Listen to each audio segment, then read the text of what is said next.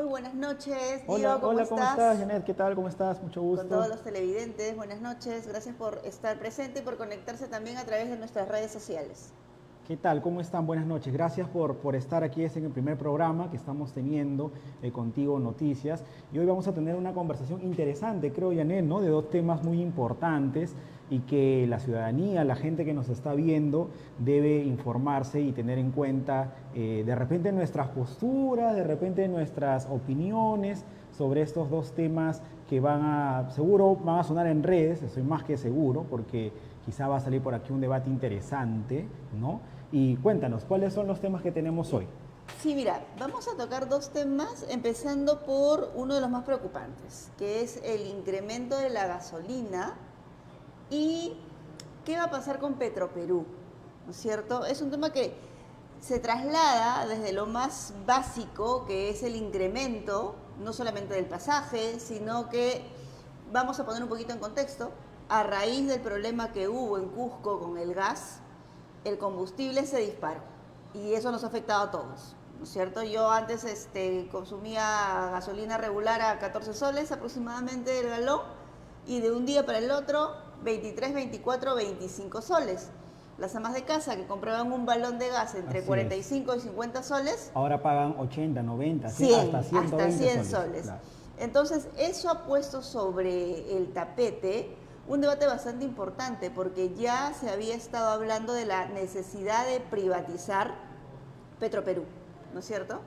Y me gustaría primero escucharte, Gio, y saber cuál es tu postura, qué opinas tú al respecto, porque probablemente discrepemos un poco, ¿no?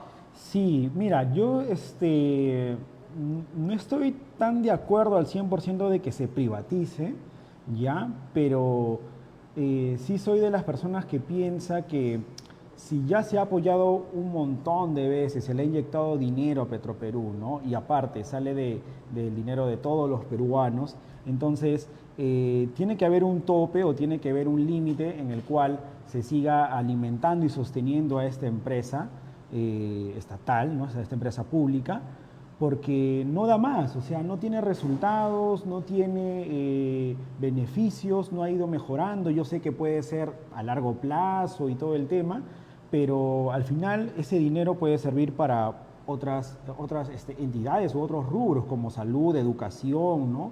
Pero no estoy tan de acuerdo que se siga manteniendo a una empresa durante tantos años y no se vea resultados.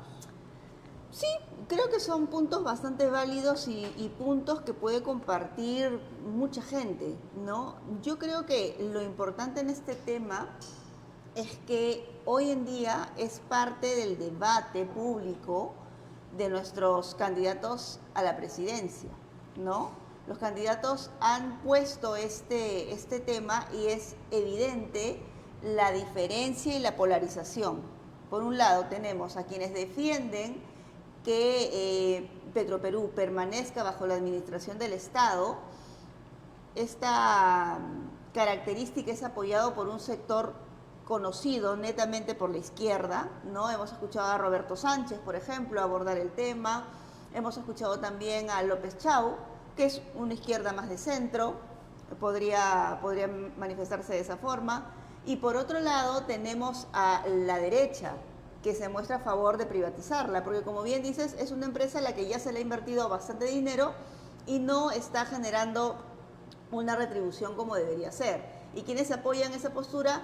Fuerza Popular, Renovación Popular, está también Libertad Sí. Popular, ¿no es cierto? No recuerdo haber escuchado a Marisol Perestello, por ejemplo, hablar sobre ese tema, pero lo cierto es que cuando hablamos de Petroperú, hablamos también de empresas estratégicas, ¿no?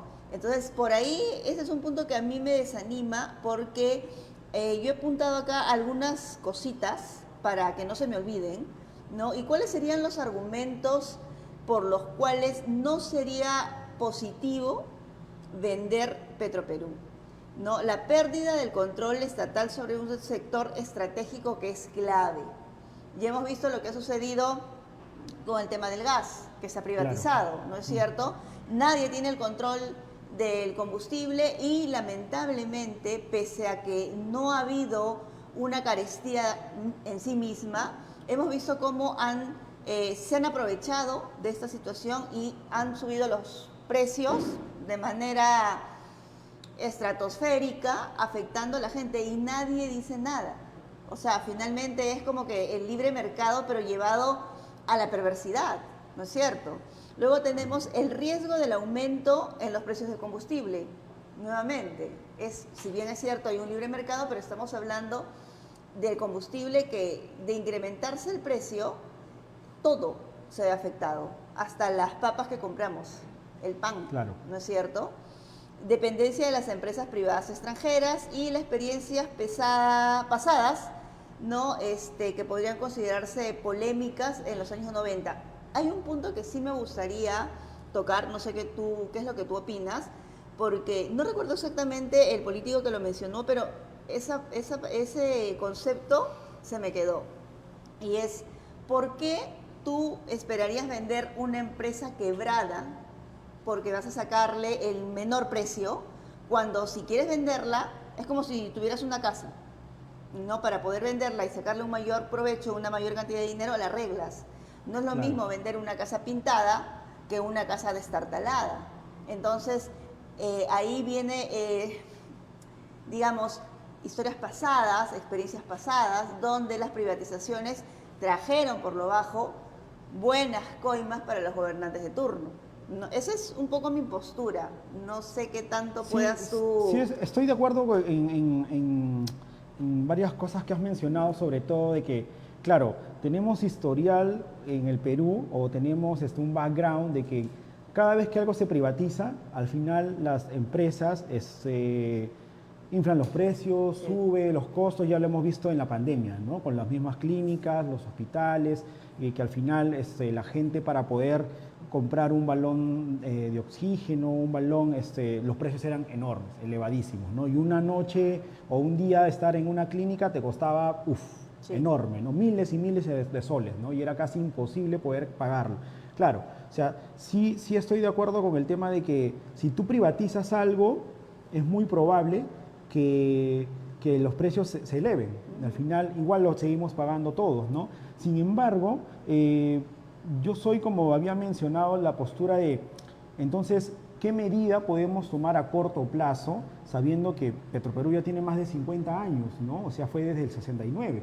Y a lo largo de todos estos años, sí, no se ha visto como que un despegar ya que digas, oye, sí, me está rindiendo frutos, o sea, se invirtió en la refinería de Talara, se puso bastante dinero, 6 millones, 10 millones de soles ahí, pero no ha tenido ningún beneficio favorable, creo yo. Entonces, ¿cómo destinamos este dinero que se le está poniendo a Petroperú, pero al final se podría dar para otros sectores, ¿no? Entonces, mi postura va más allá por el tema de cómo seguimos dándole o qué hacemos entonces. Ya, no lo privatizamos, ok, no lo privatizamos, pero ¿qué medida podemos tomar a corto plazo para que tú veas un cambio real? Si se han intentado, o bueno, se ha cambiado a los directivos, se ha puesto más dinero, como digo, pero no hay ese cambio notorio, ¿no? Que la gente esperaría y que el mismo Perú esperaría, ¿no? Entonces, ¿qué hacemos ahí? Mira, has tocado un punto bastante importante, ¿no? Has dicho que lo que el Perú esperaría, y en realidad nosotros, todos nosotros, tenemos la oportunidad de hacer un cambio en estas elecciones, porque nuestro voto va a definir el equipo que va a gobernar el país. Así es. Entonces, yo creo que así como estamos, con los grupetes que vienen manejando el país a su regalado y antojadizo gusto, no vamos a salir del problema, porque lo que se necesita, se ha fabricado un cuco, ¿no? Es decir, el que trabaja para el Estado está mal, todo el que trabaja para el Estado es un caviar. Entonces, si gente que trabaja en Petroperú es mala, y no necesariamente. O sea, debemos de ser conscientes que el Estado requiere a los mejores trabajadores. De pronto, con buenos funcionarios, Petroperú pueda rendir y estar en azul. Pero está demostrado que no tenemos los mejores funcionarios en el Estado. Bueno, ¿no? por eso es importante, ahí volvemos nuevamente Ajá. a la raíz, ¿no? Por eso es importante tratar de buscar información para poner Así a los es. mejores, no solo al presidente, sino el presidente que venga Y a con su el equipo, mejor ¿no? equipo, Claro, ¿no? correcto, Porque correcto. tienes razón, Hoy vemos el desastre que hay en el Ministerio de Salud, el desastre que hay en E-Salud, no hay ni siquiera insulina. Así es. ¿Y Sí. quién tiene el manejo de ese ministerio? Todos sabemos que ese ministerio está bajo el control Del del señor César señor Acuña. César Acuña. Correcto, ¿No es cierto? correcto. Y más aún, o sea, yo digo, ¿cómo este señor puede todavía tener intención de voto cuando hemos visto lo que han vivido, lo que están viviendo nuestros hermanos de la libertad? Así es. El índice más grande de delincuencia en los últimos 20 años lo tiene la región La Libertad. ¿Y quién es el gobernador? César Acuña. O sea, no ha podido ni con su región y pretende gobernar un país, ¿no? O sea, Así es. Claro, o sea, sí estoy de acuerdo con lo que mencionas, que parte de nuestra responsabilidad, ¿no? O parte de la responsabilidad es de nosotros, la gente que va a votar en estas elecciones, ¿no? Y sobre todo conocer a los candidatos, como has mencionado, conocer al equipo que va a llevar y saber qué cosa va a hacer, en este caso, con Petroperú, ¿no? ¿Qué van a hacer con Petroperú? Porque claro, de repente el populismo también va a decir que, ok, lo privatizan porque la mayoría piensa que hay que privatizarlo, ya, Sí. ok.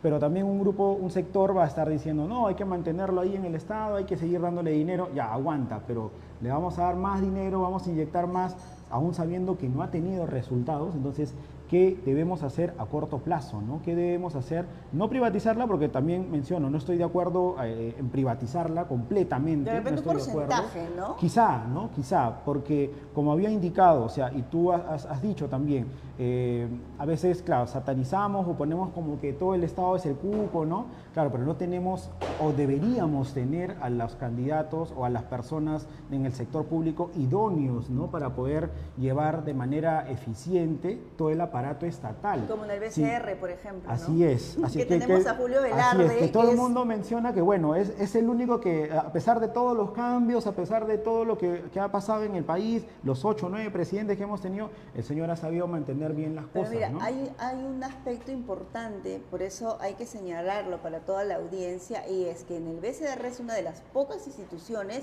que mantiene la meritocracia. He ahí la diferencia. Así es. Al así es. BCR no se entra porque eres de Fuerza Popular Así o es. porque eres de APP Así es. o de Acción Popular. No, ahí están los mejores y el proceso de selección es uno de los riguroso, más es rigurosos. riguroso. Y gracias a eso hemos podido sostener una economía con cambios de presidente cada año. Así es. Imagínate si tuviéramos a la gente de Acuña pues ahí No, en el BCR. No, ya olvídate. estaríamos O peor sea, que olvídate, mendigar o olvídate, morir. Sería la olvídate. situación del país. Claro, porque, o sea, claro, necesitamos gente que, uno, piense sí en la meritocracia, piense en que sí, para poder llegar a un cargo, no necesito de la argolla, no necesito de que el partido me favorezca, ¿no? Claro, como ya hemos mencionado y estamos de acuerdo que César Acuña es el que gobierna Uno de los cánceres, ¿ah? el aparato ahí en el sector salud y es el que gobierna en el salud, ¿no? Porque ya hemos visto también que la señora Brunella Horna, que es Toda la pareja, familia. toda la familia está metida ahí, ¿no? Toda la familia. Entonces, sí es importante lo que has dicho, que debemos pensar más en cómo elegir a estos candidatos que ahora están postulando en las elecciones generales, ¿no? Así Y es es. importante poder llevar el tema de Petroperú hacia la opinión de ellos, qué cosa opinan y qué cosa van a hacer con Petroperú, ¿no? Entonces, ahí creo que lo dejamos para poder ir con el otro tema. Sí, y hay que aprovechar e invitar a la gente para que participe y deje su opinión también. Me gustaría leerlos y saber qué opinan, ¿no? Para ir Sí. midiendo la temperatura. Ahora, otro aspecto que es bastante importante es el voto voluntario o el voto obligatorio. Sí, el voto voluntario o el voto obligatorio, creo que ahí estamos de acuerdo, Sí, ahí en sí eso sí estamos de estamos de acuerdo. acuerdo porque sí, habíamos conversado, ¿no? Que sí, yo estoy de acuerdo que el voto sí sea obligatorio, ¿no? ¿Por qué?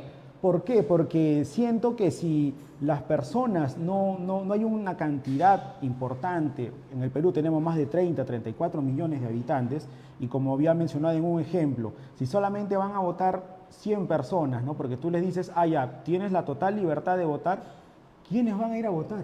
¿Cuántos van a ir a votar? Claro, eso es también por la misma dejadez de los mismos candidatos, la gente no se siente representada por ellos, ok, es entendible el contexto y todo, pero si es que no los obligamos a que puedan ir a votar, ¿cómo va a ser la representación de un presidente si tenemos de 34 millones de habitantes y solamente votan 1000? Entonces va a ser el presidente de 1000 personas, no va a ser del resto, ¿no? Entonces, no creo que el problema sea el voto en sí, ¿no? Yo creo que más bien el problema es cómo estamos votando, ¿no? Sí, mira, yo ahí tengo algunos puntos a señalar que me parece que son interesantes. Nuestro país ya ha intentado, ya han habido propuestas. De hecho, en este Congreso, las propuestas para ir a un voto voluntario partieron de la bancada de Avanza País con Adriana Tudela y con Sí. Cabero, ¿no? Pero nuestro problema sigue siendo es que nuestra democracia es muy débil. Entonces, en las últimas elecciones ha habido un porcentaje de ausentismo de más del Sí. 25-30%, el más grande de nuestra historia republicana, de nuestra incipiente historia republicana, diría yo. Entonces, por ahí es un punto. El otro punto es que siempre hay ese estereotipo, ¿no? Con el que yo trato de luchar, y es asumir que Lima sabe cómo votar. No, Lima Y no eso, sabe, no, y no eso lo sabe hemos cómo visto en votar. las últimas elecciones cuando sale Castillo de presidente, Así es. con el voto abrumador de la zona sur y centro básicamente. Muchos de los comentarios eran, ay, pues es que en la sierra, que son unos burros, que no saben votar y demás epítetos de esa Sí. categoría. Pero lo cierto es que en Lima hubo un gran ausentismo también. ¿Y quiénes son los personajes que por lo general ganan en Lima? Personajes cuestionados, como por ejemplo Fuerza Popular, que tiene un rosario de antecedentes, que Una mochila enorme, claro. hoy mismo está llevando más de 28 candidatos Candidatos. con sentencias, o sea, para que ustedes recuerden. Entonces, esos son de los puntos que a mí me generan dudas. Otro punto importante, nosotros no estamos preparados en el tema de políticas públicas y civismo. O sea, si tenemos en cuenta cómo se están manejando estos partidos, ahora tenemos 36 candidatos presidenciales. Mucha gente que pertenece a un partido ni siquiera se conocen entre ellos. Sí, claro, claro. Entonces, la fragilidad de nuestro sistema democrático es total. ¿Quiénes van a terminar votando? Como bien decías, van a ser 100 de un universo que no le interesa. Entonces, creo que podría ser peor el remedio de la enfermedad. Claro, o sea, y sobre todo, o sea, todo parte también desde la educación, ¿no? Sí. Yo creo que si no existe educación y no tenemos una educación en el país desde pequeño, creo yo, más allá de los valores, la ética, moral, que al final queda en cada uno, pero la educación, si es que no está la enseñanza desde muy pequeño en querer informarse, querer saber sobre lo que ocurre en el país, en el colegio enseñar a los chicos a saber sobre lo que has mencionado, educación cívica, sobre también temas políticos, que no es malo, la política no es mala, creo yo, los malos son los que hacen la política, Sí. ¿no? Y cómo Lo han diseñado cómo la han para sus diseñado fines, para ¿no? favorecerse, ¿no? Cómo la han diseñado para ayudar al amigo, a la amiga, a la familia, al nuero, a la nuera, pero todo parte desde ahí, ¿no? Y si desde ahí no tenemos una buena formación, una buena enseñanza y ayudamos a la ciudadanía y nosotros como medios, ¿no? Que somos un puente, un canal para poder ayudar a la gente en que se informe, pueda educarse de manera importante o de manera interesante en que puedan saber por quién votar, por qué las propuestas que tiene este candidato debe estar. Es más, ahora con inteligencia artificial yo sé que hay páginas también que se han creado, páginas web que se crean para que tú puedas seleccionar según tus fines cómo el candidato X, ¿no? Se está acomodando a lo que tú crees, lo que tú piensas y te salen los resultados de cómo son tus 3 candidatos ideales de lo que tú más o menos expresas, ¿no? Lo que tú crees, lo que tú piensas, lo que sientes. Entonces, eso es educación también. Sí. La inteligencia artificial viene para ayudar y también eso ayuda a que los ciudadanos se involucren y puedan saber cómo voto, cómo debería votar. Por eso yo decía que el problema no es si es que debe ser el voto obligatorio o no, sino de ayudar a que la gente se eduque, se forme en cómo votar correctamente. Sí, yo creo que uno de los problemas es que no han ayudado en absolutamente nada porque estas elecciones va a ser súper complicado votar por 35 Así es. partidos políticos donde la gente ni siquiera reconoce los logos. Sí. y no solamente vamos a tener que votar por presidente, sino son 5. Presidentes, candidato a la Cámara de Diputados, senadores nacional, senador regional, si no me equivoco, Parlamento Parlamento andino, andino. y de ahí no recuerdo si algo más me faltan, pero sí, son como 5 columnas que tenemos en esa sábana enorme, ¿no? Inmensa. Entonces, Eso va a ser un problema. claro, porque la gente no va a saber, y como una vez también lo dije, o sea, creo que la campaña a veces es muy corta, porque desde noviembre del año pasado ya se empieza a hablar sobre las elecciones, pero vamos, eso ocurre en abril, y donde la gente que vive al día a día con sus cosas, la señora que está pensando en qué cocino hoy, el señor del transporte que está pensando voy a salir y no me van a matar, qué sé yo, o sea, no están pensando tanto en qué propuesta tiene tal candidato. Muchas veces llegamos el día de la votación, ya, ¿por quién voto? ¿No? O sea, Sí. Y muchas veces ocurre eso. no solamente eso, sino que esta es una de las elecciones más desiguales, porque Sí. debemos recordar que en el Congreso que cambiaron la ley para poder beneficiarse, 80 Sí, congresistas que se están están religiendo, yendo ¿no? a la reelección. O sea, el Congreso no está trabajando al 100% porque los señores están haciendo campaña, usando muchas veces Sí. los recursos de todo el Estado y, valgan verdades, a la hora de la hora los medios masivos por excelencia optan, porque ya los conocen, de entrevistarlos porque de pronto son mucho más mediáticos, es mucho más fácil de pronto entrevistar a una Norma Yarrow que a un Pepito Pérez, que no lo conoce nadie. O porque indirectamente también los apoyan, ¿no? Hay que decir También, la verdad, ¿no? eso es verdad. Hay que decir la verdad. Eso o también sea, es cierto, ¿no? Hay Entonces, medios que se van a alinear a las propuestas que tiene tal candidato, hay que decirlo abiertamente, ¿no? Porque hay medios que son más de derecha, más de izquierda, más de centro, y tienen sus propios candidatos a los cuales los van a apoyar. O sea, eso creo que la gente lo sabe, lo conoce, ¿no? Y muchas veces por eso los espacios digitales, los espacios independientes, se ven de otra manera a la opinión pública, a la ciudadanía, porque saben, estas personas, estos comunicadores, de repente no los maneja alguien por ahí o algún partido, qué sé yo. todo está trastocado, ¿no? Porque incluso hemos visto cómo César Acuña, no es que tengamos una tirria particular, sino que el señor debe estar ardiendo la oreja. hace su trabajo, ¿no?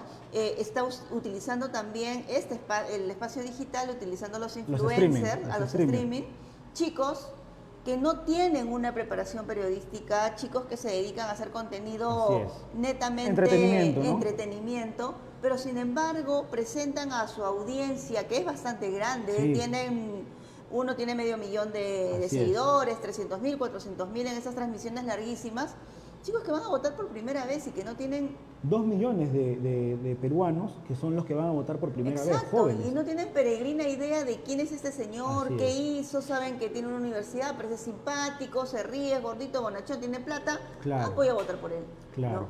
Entonces es una manera de incidir, por eso que es importante espacios como este y como muchos otros que vamos a recibir todas las semanas a candidatos para que ustedes conozcan sus propuestas y puedan llegar un poco más informado y con una decisión más elaborada. No sé si tú estás de acuerdo con con el apoyo o con la forma de informar, comunicar, que no apoyar a los candidatos que se están reeligiendo, ¿no? Porque son parte de estos grupos políticos que ya han estado en el poder y vemos que claramente no han hecho nada, ¿no? Entonces es como que decirle a la ciudadanía, claro, ellos también están, pero la gente ya sabe que no han hecho nada. Entonces hay rostros nuevos y hay gente joven que también está postulando por primera vez, hay personas que sí son preparadas, pero tampoco no hay que darle como que el voto a ciegas, ¿no? Obvio, o sea, hay que estar también ahí atentos a qué cosas hacen, cuáles son las ideas que tienen, las propuestas que tienen, pero yo sí consideraría más ponerle atención o foco a los candidatos que son nuevos, digámoslo así, ¿no? Mira, en eso coincidimos y mi razón también se parece mucho a la tuya. Creo que los congresistas, una de las peores cosas que han hecho fue haberse zurrado en la opinión del pueblo, ¿no? Porque votamos ampliamente para una no reelección y ellos cambiaron la ley a su antojadizo gusto para beneficiarse, porque ni siquiera es, ok, vamos a cambiar esa ley, pero va a haber reelección para el siguiente periodo. No, sino para automáticamente ahí. Exacto, una ostra, ¿no? Claro. Entonces, y creo que son los principales responsables de la ola de crimen en la que nosotros estamos inmersos ahora, porque las leyes pro crimen no son una novela, no son una fantasía. Las leyes Proclive son una realidad. Y están prácticamente ahí para favorecer a ellos mismos, ¿no? Tal cual. A los que están en su partido, a los que están investigados, y obviamente ellos aprovechan de eso, y por eso, como mencionas, al final ellos mismos se favorecen. Ellos Sí, mismos se favorecen, ¿no? Entonces, creo que sí vamos en esa misma línea, justo indicando de por qué el voto debería ser obligatorio y por qué el voto no debería ser obligatorio. Justamente estos temas hacen que se enriquezca más la gente con la información por y que por eso deben supuesto. informarse, educarse más sobre cómo votar, ¿no? Y Y hay sobre que todo por quién recordar, elegir. exacto, hay que recordar, por ejemplo, cómo ni siquiera han tenido la hidalguía de darnos dos presidentes de los Sí, últimos, al menos de lo más sí, decente, sí. ¿no? ¿A quienes nos pusieron, salió Dina y a quienes nos pusieron? A Gerí, un investigado por violación. O sea, hay 130 congresistas, señores. ¿Ustedes no creen que dentro de todo ese universo había uno al menos que no tenga, no solo esa investigación, porque si bien se archivó, fue investigado, sino también tiene investigaciones por enriquecimiento Sí, ilícito? El claro, señor correcto. entró al Congreso con un patrimonio de 90.000 soles y no Y ha terminado el y de año y ya pronto está en ya, más de 1.000.000. claro, claro, ¿No? correcto. Entonces, ¿de dónde? Claro, entonces, claro, como has mencionado, nos han dado presidentes que lamentablemente no dan la talla, pues, no dan Así la es. talla mínima, ¿no? Y de 130 congresistas Jalados. que tenemos, o sea, estos presidentes nos dan, o sea, es una decepción y una raya más al tigre para la Así es. gente que también está cansada de estos políticos, ¿no? Por eso te decía que coincidimos en no darle, creo yo, oportunidad ya a los políticos que ya han venido arrastrando y al final han hecho lo que han querido con estas leyes, ¿no? Sí, es más, creo que para la siguiente edición vamos a preparar una encuesta para que la gente los evalúe, Sí, claro, ¿no? claro. Y Ponga cero a ponemos ver si se su foto ahí. salva. Exacto. Bueno, Gio, ha sido un gusto acompañarte esta un noche con gusto todos los también. televidentes, con toda la gente que se ha conectado a nuestras redes. Muchas gracias. Con nosotros será hasta la próxima semana. Gracias, gracias por vernos. Nos vemos en el siguiente programa. Hasta luego.